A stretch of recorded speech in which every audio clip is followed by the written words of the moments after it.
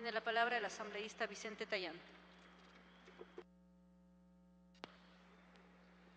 Gracias, compañera presidenta. Buenas tardes a los compañeros y compañeras asambleístas. Realmente,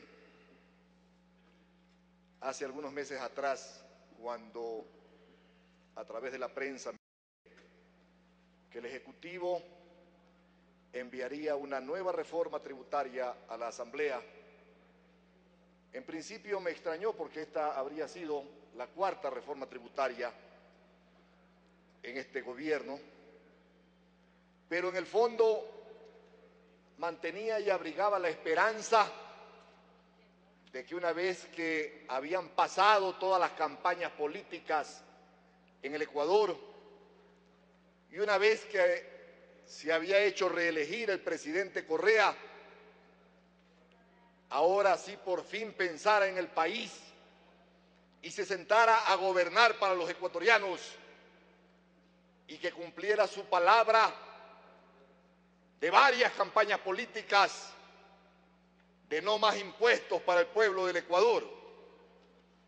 Y sinceramente abrigaba la esperanza de que cuando llegara esa anunciada reforma tributaria que enviaría el Ejecutivo, encontráramos incentivos tributarios para la gente que hace emprendimiento en nuestro país.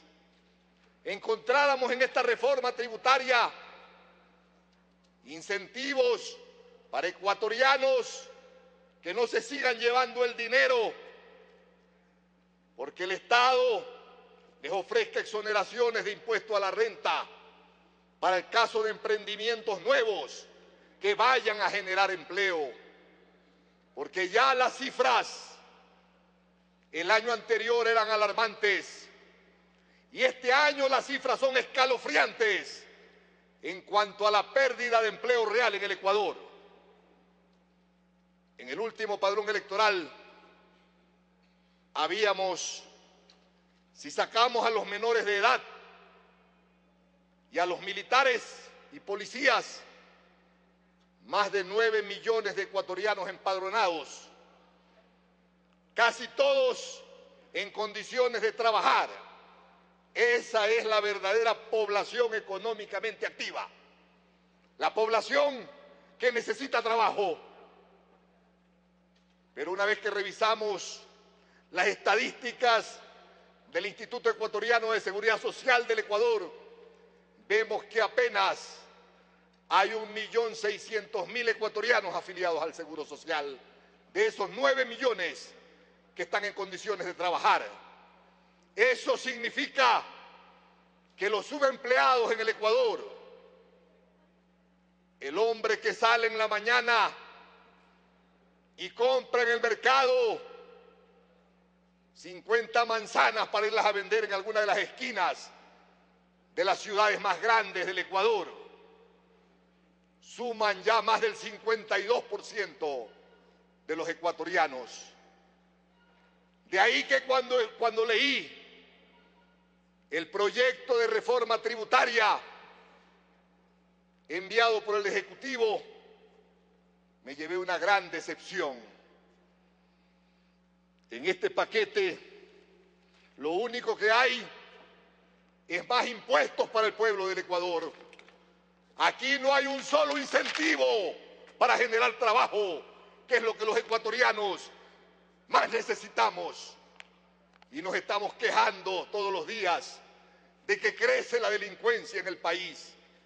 ¿Cómo no va a crecer la delincuencia en el Ecuador si hay miles y miles de hombres y mujeres que todos los días salen de su casa con 50 centavos en el bolsillo, 25 centavos para la ida y 25 centavos para el regreso? No tienen, como decía mi querida compañera Roxana, 10 ni 15 centavos para un tabaco.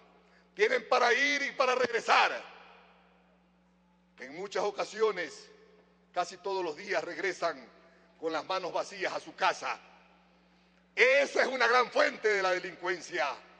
Por eso la única reforma que necesita tributaria, que necesita nuestro país, que necesita el pueblo del Ecuador es una reforma que dé incentivos a quienes todavía tienen la valentía de hacer emprendimientos, de hacer industrias, de hacer empresas en el Ecuador.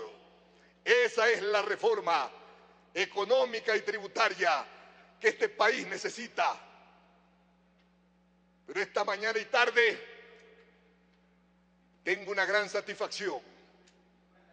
Ojalá que esa percepción no cambie, pero he podido escuchar a compañeros como los municipalistas, a compañeros como los de ADE, su rechazo a este paquete de impuestos para los ecuatorianos. Ojalá que ese criterio se mantenga firme y que más bien aprovechemos esta oportunidad. Aprovechemos que esta reforma va a regresar a la Comisión Económica y Tributaria, no necesariamente para que se archive, pero sí para presentarle al pueblo del Ecuador una reforma que dé incentivos a la empresa, a la industria, a la agricultura, al comercio, que es lo único que puede salvar al Ecuador generando empleo. Gracias, compañera presidenta.